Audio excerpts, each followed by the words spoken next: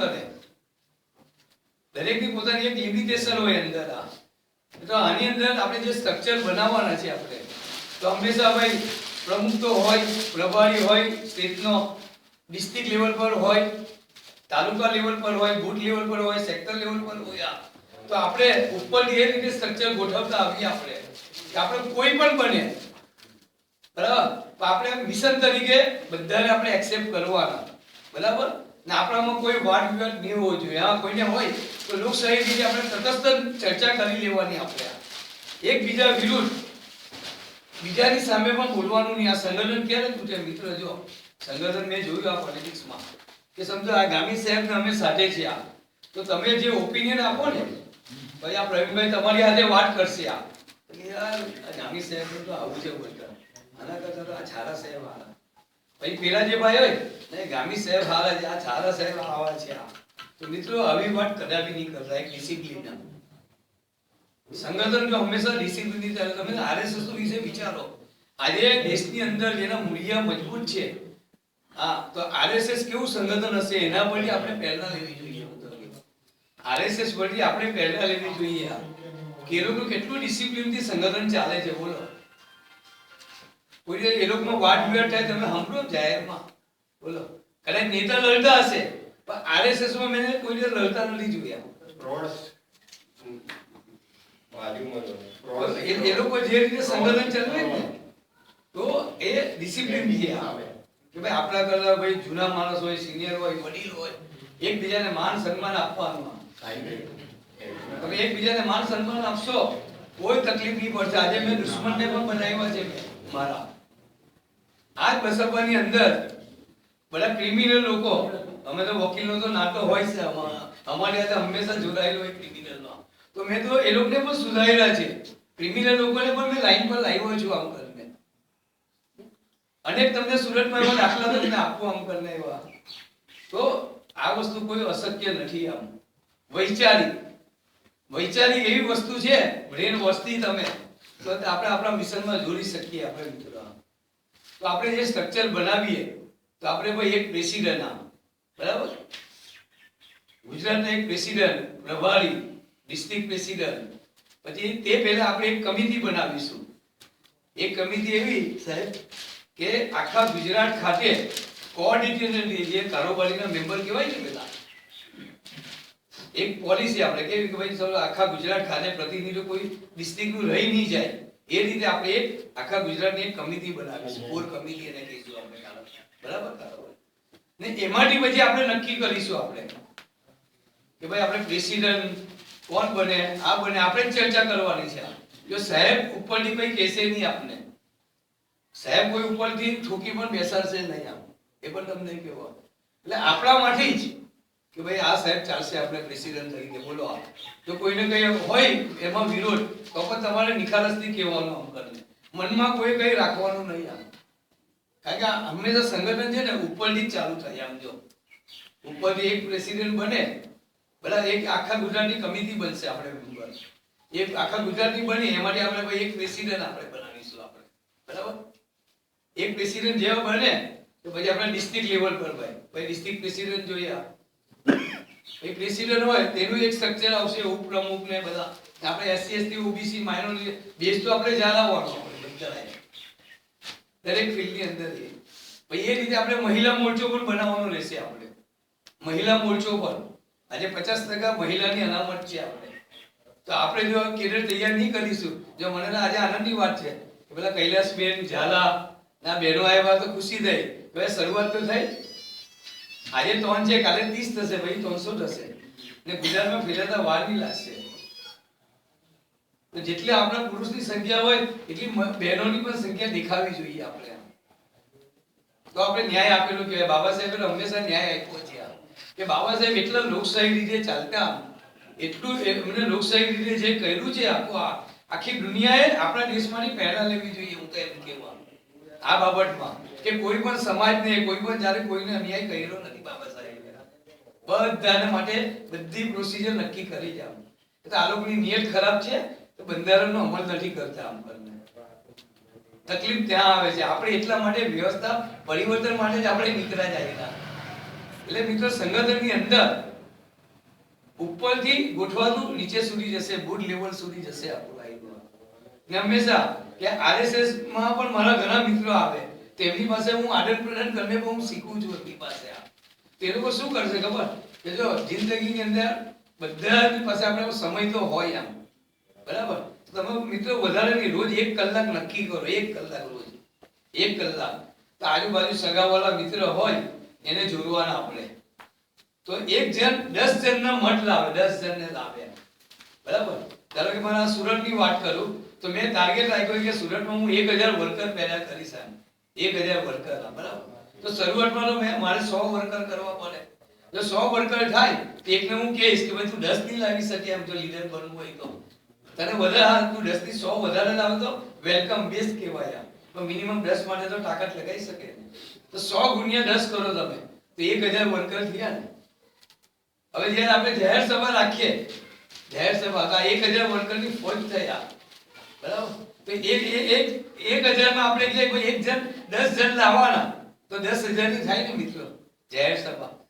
ને બાકીનું આપણે પબ્લિક લઈએ. આપણે જે રીતે બીજી બધી પાર્ટીઓ કરે છે ને, પબ્લિક લાવે, એમ માસ્ટર કેવું લાવે આપણે જાણીએ છીએ બધા. આજે 15-20,000 ની જાહેર સભા આપણે કરી શકીએ. ને જે દિવસે મિત્રો સમજો કે આપણે ડિસ્ટ્રિક્ટ લેવલ પર આપણે 20-25,000 ની જાહેર સભા કરીને, મિનિમમ 10,000 ની પણ જાહેર સભા કરીને, તો એક મહાનગરપાલિકાને આપણા કબજામાં આવી જાય. હું તમને ચેલેન્જ ફેંકું છું એની અંદર. કારણ કે એ અવાજ જે ફેલાય ને માસમાં, એટલે આપણી ચર્ચા વિચારણા ચાલુ થઈ જાય. ને મિત્રો આપણે એ રીતે સંગઠન ક્યારે, લોકો ક્યારે જોડાશે ખબર કે ભાઈ અમને શું ફાયદો, આપણો પબ્લિક શું, આપણો સમાજ પહેલો પૂછે ભાઈ અમને શું ફાયદો થશે. આમ તો આપણે પબ્લિકના હિત માટેના બહુ જ પ્રશ્નો છે, સમસ્યા બહુ છે આપણી, બરાબર? તો એનો અભ્યાસ કરવાનો આપણે કે ભાઈ શું સમસ્યા છે. તો એના અભ્યાસ દ્વારા પછી પબ્લિકના હિત માટે આપણે 25, 50, 100 ભેગા કરીને આપણે આવેદન પત્ર આપવાનું, રેલી કરવાની. આપણે જે રીતે સુરેશ માને સાહેબ મુંબઈ ને મહારાષ્ટ્રમાં ફરી રહ્યા છે. અમને જો આ 15મી ડિસેમ્બર ગઈ ને તો નાગપુર વિધાનસભા ઘેરી, તો મિત્રો તમે જો નેટ પર પણ જો કેટલું પબ્લિક આવ્યું આમ કરે ને આખા મહારાષ્ટ્રમાં હલચલ મચી ગયા. તો આગલે દિવસે એટર્ની જનરલે સ્ટેટમેન્ટ આપ્યું એના એક દિવસ આગળ કે ભાઈ વિરમ રાજ્ય અલગ થવું જોઈએ. તો બધા શિવસેનાને એ લોકો વિરોધ કર્યો કે ભાઈ આ તો પ્રોટોકોલ પ્રમાણે આનાથી રાજકીય ભાષામાં કે વાત નહીં થાય એમ. તો આનું રિએક્શન કેમ થયું કે આના પહેલા માને સાહેબે નાગપુરમાં 3 દિવસનો પ્રોગ્રામ કરેલો. એ 3 દિવસનો પ્રોગ્રામ સફળ કરવા માટે એના આગલા 1.5-2 મહિના તૈયારી કરેલી. એટલે મિત્રો કોઈ પણ વસ્તુનો પ્રોગ્રામ તૈયાર કરે તો પ્લાનિંગ કરવું જ પડે, આપણે પ્લાન બનાવવું પડે. જો પ્લાનિંગ નહીં બનાવીએ તો આપણે સફળતા નહીં મળે. દરેકે નક્કી કરવાનું આ રીતે જ આપણે ભાઈ સ્ટ્રક્ચર વર્કરને જોડવાના, જે આવે ત્યાં. એટલે કે આપણે વિદ્યાર્થી મોરચો, મહિલા મોરચો બનાવ્યો, પછી આપણે વિદ્યાર્થી મોરચો પણ બનાવવો પડશે. આજે યુનિવર્સિટીમાં પણ એડમિશન, ઇવન જો મારા તો બૌદ્ધિક સાથે પણ હું બહુ સંકળાયેલો છું. મેં જાતે બીએડ કરેલું, એમકોમ બીએડ એલએલબી, મેં જાતે એમકોમ બીએડ એલએલબી, ઇવન હું ટ્રસ્ટના કામ પણ કરું. તો તમે વિચાર કરો કે જે માજી ગૃહમંત્રી અહીં તો જાહેરમાં કદાચ બોલાવી ઘણા ને હોય તો કદાચ માફ કરજો મને, કે આપણામાં બધામાં શક્તિ છુપાયેલી છે એટલું યાદ રાખજો. હું મારા જ્યારે સ્કૂલ લાઈફમાં ભણતો ને તો સ્કૂલના એક ખૂણામાં હું બેસતો, બધા મને નિગ્લેક્ટ કરતા હતા, અછૂત જેવો વર્તાવ મારી સાથે થતો હતો. મને તે વખતે એવું ફિલિંગ્સ થતું હતું મને આમ ક્લાસની અંદર. પણ મને જે શક્તિ મળી તો ધીમે ધીમે આવા મહાપુરુષના જ મેં વાંચવાનો મને બહુ શોખ આવ્યો. મેં ગાંધીજીના હું પુસ્તક વાંચ્યા, કોઈ બાકી નથી. આ કોઈ વસ્તુ મારા બાકી, હું જો ચર્ચમાં પણ ગયો છું, આઈપી મિશનમાં હું ભણેલો, ચર્ચમાં પણ ગયો છું. એમ મારી પાસે મુસ્લિમ તરીકે ઓળખ પણ છે. મારી મિસનું નામ બિલ્કિસ બાનુ, તમે જો મળી છે. એમ બાજુ મારું નામ અશોક નામ છે. તમે જો કેટલું સંગ્રહાયેલું છે. એક બાજુ ભટ્ટ, અમારા અશોક ચક્રવર્તી. તમે કલ્પના કરવા, હું અભિમાન નથી કરતો, મારી હું બધાઈ નથી માનતો, પણ દરેકમાં શક્તિ છુપાયેલી છે લીડરની. એટલે તમે નાના માણસ એવું જરા પણ સમજતા નહીં. તમે જો માજી ગૃહમંત્રી પોપટ વ્યાસ, એને મેં માટ કર્યો ટ્રસ્ટની લડાઈની અંદર. તમને કહ્યું માજી ગૃહમંત્રી પોપટ વ્યાસ એ તો એક્સપાયર થઈ ગયા, અમને તો મને એવું નહીં બોલવું જોઈએ, પણ એ જે શોષણ કરતા હતા તો મારી એ લડાઈ હતી. તો આજે તમે જો ટ્રસ્ટમાં એ પટેલ લોકો બેઠા હતા, આ લોકોના ટ્રસ્ટમાં બધા નીકળી ગયા. આમ કરીને એ પોપટ વ્યાસ તો મને શું કહેતા ખબર કે આ મારો દુશ્મનનો વકીલ એમ. શું કે આ મારો દુશ્મનનો વકીલ, તો પણ મેં એમને પ્રેમથી કીધું દાદા વકીલ તો કોઈ પણ રાખે, તમે રાખો તો તમારો વકીલ, પેલા લોકો મને વકીલ હોય તો એનો વકીલ. તમે વિચાર મને જરા પણ ગુસ્સો આવ્યો નહીં. એટલે કહેવાનો મતલબ શું છે કે આપણામાં બધામાં શક્તિ છુપાયેલી છે મોટા લીડર બનવાની.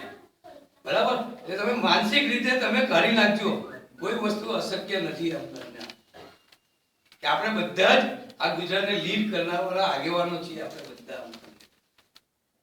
તો આપણે ક્યારે આગેવાન બની શકીએ? ભાઈ આપણી સાથે માસ આવે. જો પહેલે તો બસપાની અંદર અમે ઝઘડો કરીએ, ભાઈ સ્થિતિમાં અમે આંદોલન કરીએ, તો આપણે જોઈએ ભાઈ ઉપરથી અમને બેકિંગ મળશે, તો ઉપર પ્રમુખે જ ગભરાય.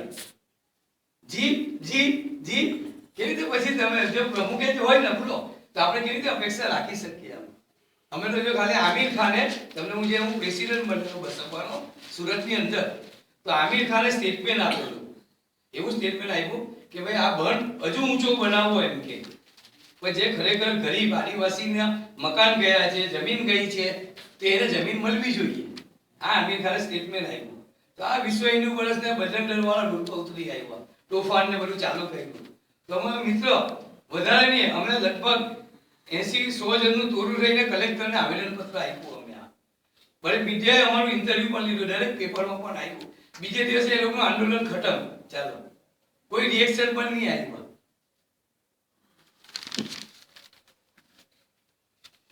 એટલે આપણે પબ્લિકના હિત માટે પણ પ્રોગ્રામ કરવો પડશે. આપણે પબ્લિકની જે સમસ્યા છે, મેં તમને કીધું ને કે અમારા જે યુતિ દેસાઈ કરીને હતા, આજે એડમિશન આપે ને યુનિવર્સિટીમાં, તેના એ ચેરમેન હતા એડમિશન માટે.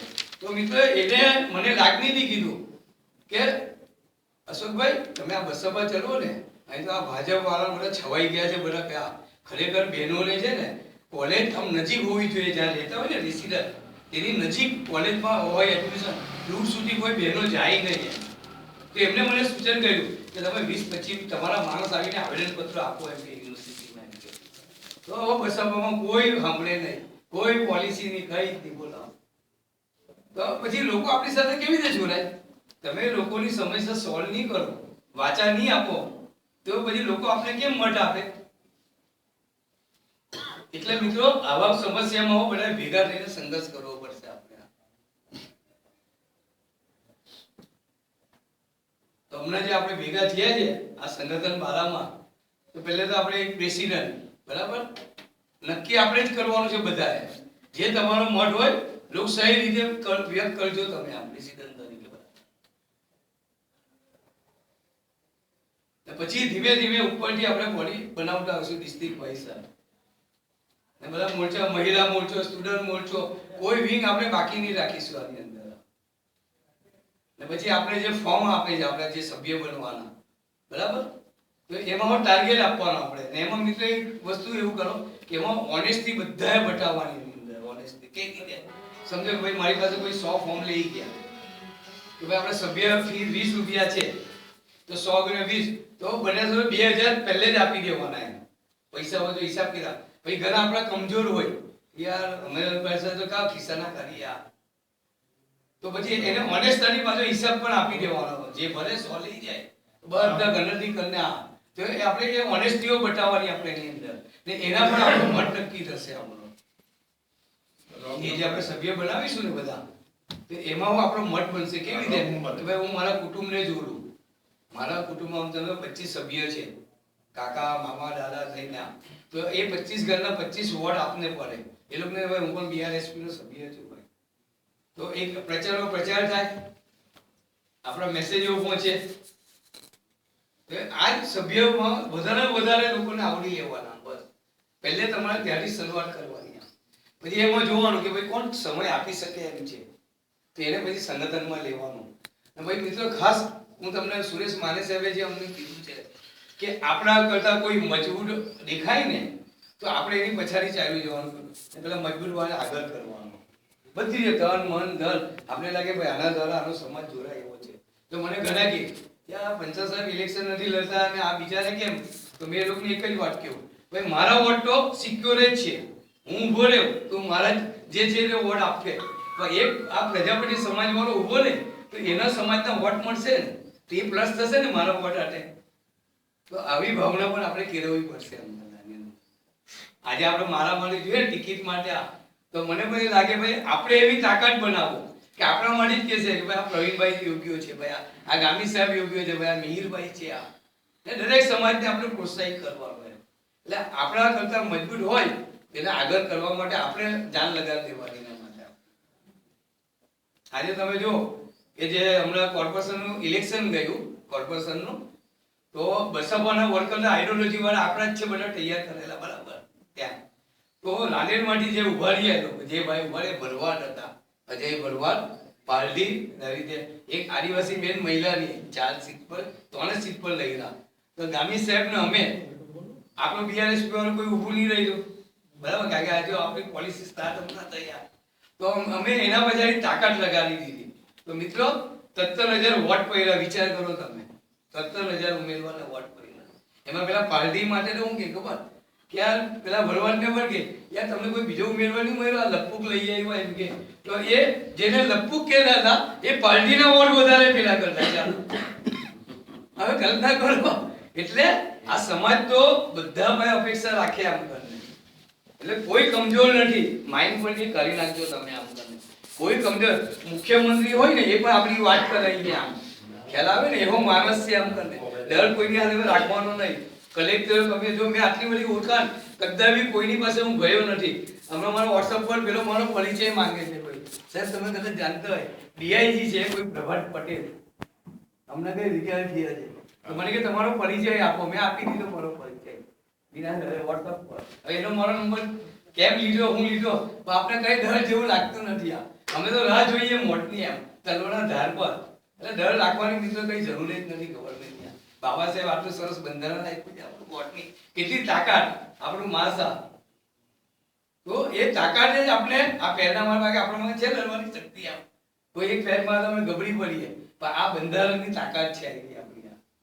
તો એના માટે જતન કરવા માટે આપણે ભેગું તો થવું પડશે. ને જો સંગઠન બાબા સાહેબે જે કીધું ને શિક્ષિત બનો, સંગઠિત થાઓ ને સંઘર્ષ કરો, તો આનો ભાવાર્થ તમે જુઓ ને બહુ ડીપમાં છે આનો ભાવાર્થ. શિક્ષિત એટલે કઈ પેલું ભણવાનું નથી કીધું એમને, પણ સમાજ પ્રત્યેની જાગૃતિ માટે શિક્ષિત બનો તમે. પછી એકલા શિક્ષિત બનીને બેસી નથી રહેવાનું, પણ સંગઠિત થાવ. સંગઠિત થવા ને તાકાત બને, ને એ તાકાત બને પછી તમે સંઘર્ષ કરો, જો તમારું રિઝલ્ટ આવે. ને કાંસીરામ સાહેબે કરી બતાવ્યું, આપણે આ ગામે દાખલો છે. એમાં માને સાહેબ તમે જો આજે બીજા બાબા સાહેબ આંબેડકર હું તો કે આપણે મરી ગયા, બાકી અમને બહુ જ તકલીફ થતી કે કેમ આ લોકો ચલાવતા નથી મિશન, આટલી ફાઇન આઈડિયોલોજી છે.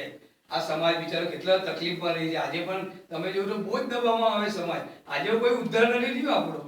મિત્રો હું તમને ભરૂચ જિલ્લામાં અમારા ગામડામાં લઈ જાઉં, મેં તો વ્યક્તિગત અનુભવ કર્યો છે કે હમણાં પાદરા તાલુકા ખરું ને મેરઠ ગામ છે, હા મારી સારી રહી છે આ મેરઠ ગામમાં. તો મને તે બધા પાદરામાં સ્ટેચ્યુ વાળામાં કઈ થયેલો ઇસ્યુ બનાવેલો, તો મને કીધું ભાઈ અહીંયા એક રમેશભાઈ કરીને કોઈ છે એમ કે તમારા બસવાનો વર્કર એમ. તો મેં ખાલી એટલું જ કીધું ભાઈ મારે મળવું છે એમને. મતલબ મેરઠ ગામમાં પણ જો મારો એક સાથીદાર મને મળતો હોય તો મને કે એ તો ત્યાં રહી છે, તમે કઈ ચાલો હું ત્યાં જાઉં. ના ના એમ કે આપણે ત્યાં નહીં જવાય એમ કે. કેમ કે ત્યાં જાય ને તે લોકો આપણે ચા પીવડાવે. બોલો ચા તો મેં આપણો રિવાજ કહેવાય, ચા તો પીવાય, એમાં શું તકલીફ મેં કીધું. તો કે આપણે તો કઈ વાંધો નથી ચા પીવામાં, પણ કે આ પટેલ લોકો આપણા ઘરે પછી ચા પીવાની આવે. મારો તો આંખમાં આંસુ આવી ગયા. સાલા આપણે તો આ શહેરમાં રહે, આપણે અહેસાસ નથી, આ કાંઈ કહીએ નથી, આ અહેસાસ નથી થતો આપણે. આમ આપણા સમાજના ભાઈઓ કેટલા તકલીફ પીડે છે ગામડાઓની અંદર. આજે એ જ પોઝિશન છે બોલો કે જે આગળ મનુસ્મૃતિ પ્રમાણે હતું. તો આ કોણ ચેન્જ કરી શકે કે આપણા જેવી આઈડિયોલોજી ધરાવનારા ચૂંટાઈને આપણા જાય, તો એ જ કરી શકે પરિવર્તન આ લાવી શકે. તો આપણે મિત્રો કે રોજ 1-1 કલાક આપણા ફળિયા મોહલ્લા ગામ પહોંચી જ જવાનું. આપણે કમિટમેન્ટ જ એમ ભાઈ 5 માણસ હોય 10 હોય એની સાથે તમારે વાત વિવાદ કરવાનો, એની સમસ્યા જાણવાની આપણે, ને એને આપણે સાથે જોડવાનું. એની વ્યક્તિગત સમસ્યા હોય તમારી સોલ્વ નહીં થતી હોય તો તમારા ઉપરી જે અધિકારી એને કોન્ટેક્ટ કરવાનો, ને એ બેસીને સોલ્વ થાય પ્રોબ્લેમ. મિત્ર તમારા માટે ધ્યાન આપી દેશે આમ તમને તમે જોવો. તો એ બધી આપણા મિશનમાં કેમ નહીં જોડાય? એટલે કહેવાનો મતલબ કે આપણે જે બોડી બનાવીએ બધા એક્સેપ્ટ કરવાનું. તમારે જે રીતે હા તમને કોઈને તકલીફ જેવું લાગે તો બે ધરક કહી દેવાનું, બરાબર. મજબૂત હોય તમારે પણ અમને સૂચન કરવાનું સાહેબ આ ચાલશે, આ ફિલ્ડમાં આ સાહેબ વિદ્યાર્થી બોર્ડમાં આનું બહુ તાકાત આવે છે, બહેનોમાં સાહેબ આ બહુ ચાલશે આપણને.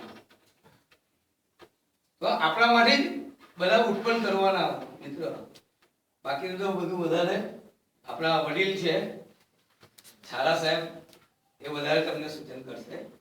જય ભીમ, જય ભારત. ડોક્ટર ગામિત સાહેબ આપણને બે શબ્દો કહેશે.